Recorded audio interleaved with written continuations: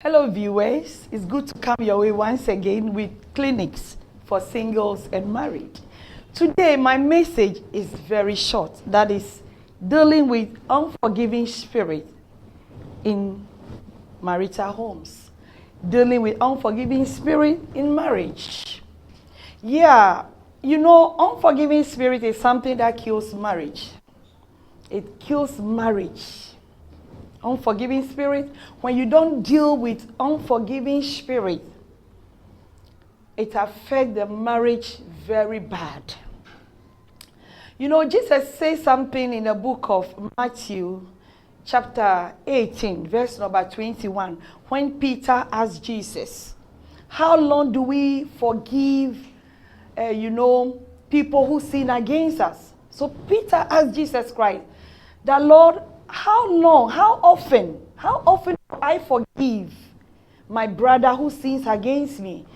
Then Jesus answered him and said, not 7 times, but 70 times 7. Hallelujah. Yeah, then Jesus said to him, I say not to you till 7 times, but till 70 times 7. Wow, that is the answer Jesus Christ gave to Peter when he asked him. Jesus says, this simply means that as long as we exist as married couples, we will sin against one another. I will sin against my husband will sin against me. I will offend my husband will offend me. So as long as we exist as marital partners, we will sin against each other. We will offend each other. And as long as we offend each other, God expects us to forgive. But it's rather unfortunate that some of us, we hold grudge against our marital partners. And we don't want to let go. I have come your way once again to let you see, let you know that it is possible you deal with that unforgiving spirit. You can let go the offense that your marital partner commit against you. You can let go no matter how the sin is. You can let go. You can let go. I'm saying this because over the years I've noticed something. My research recalled that when one keeps, unforgiving spirits in hearts, you keep your wife, you keep your husband in hearts. You don't want to forgive. Some of us, when we even say we forgive, we don't even forget. We still refer our partners, our spouse, we still refer them for the wrong that they have committed against us. So at times we say we forgive, but we keep it in our hearts. And matters of the hearts are serious issues. Matters of the heart are serious matters. So even though at times we claim we forgive, we still keep it. So when something happens, we refer. 3 years ago, you did this to me. So if I do all this thing today, it's not a big deal. 10 years ago, you have done this to me. And so if I also do it, I still remember what you did to me 20 years ago. 20 years ago, you are still referring your marital partner about the wrong, the offense he or she committed against you.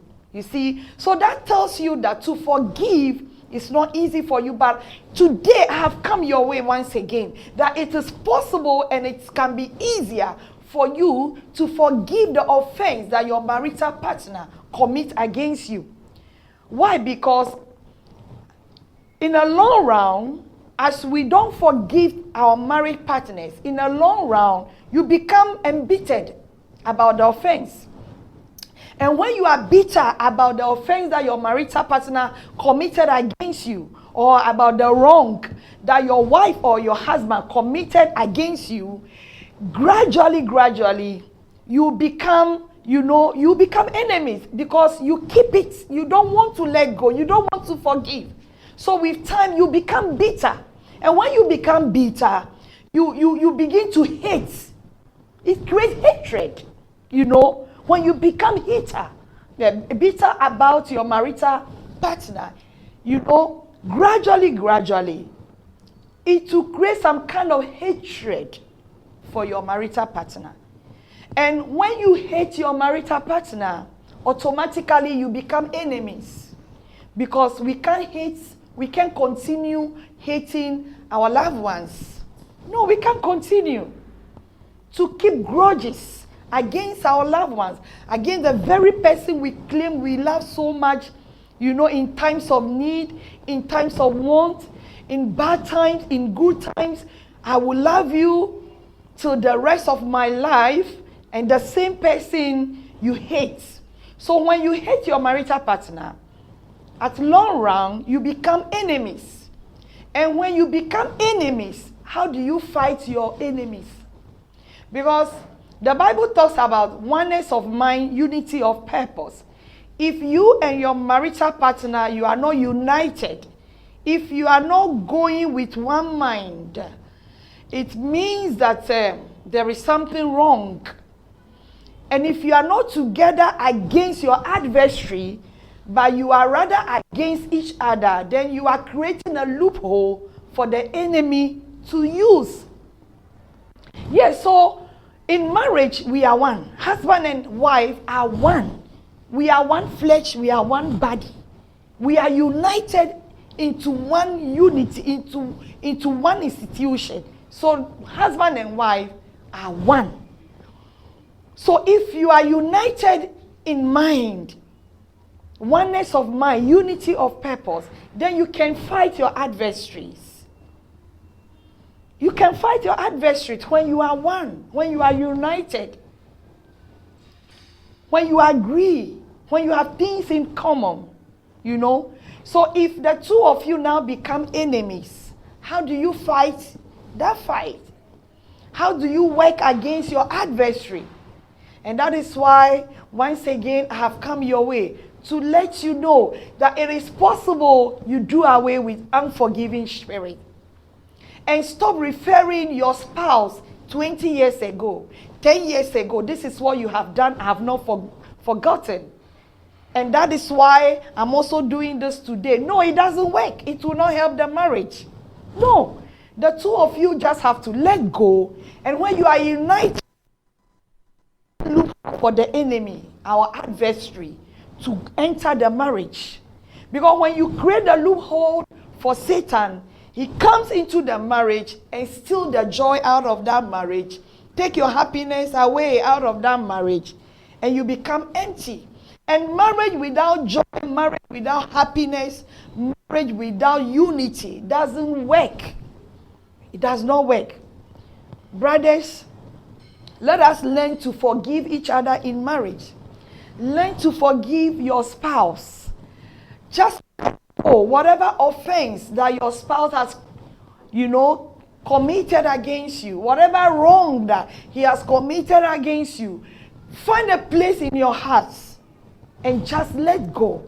Quickly, as early as possible, let it go. Don't sleep over it, because tomorrow will come with a different pain and it continues. But when you let go, tomorrow will come with newness of life.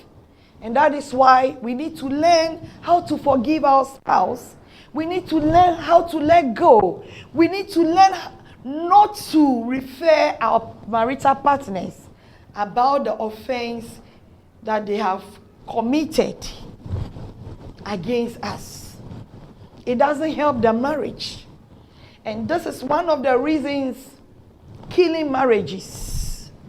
So brothers and sisters, I wish you well in your marriage. I wish you well in whatever you do. And I pray that that spirit of unforgiving will leave this marriage, will leave your marriage alone, that you will be united once again with your marital partner. I greet you all, and I wish you all the best in your marriage.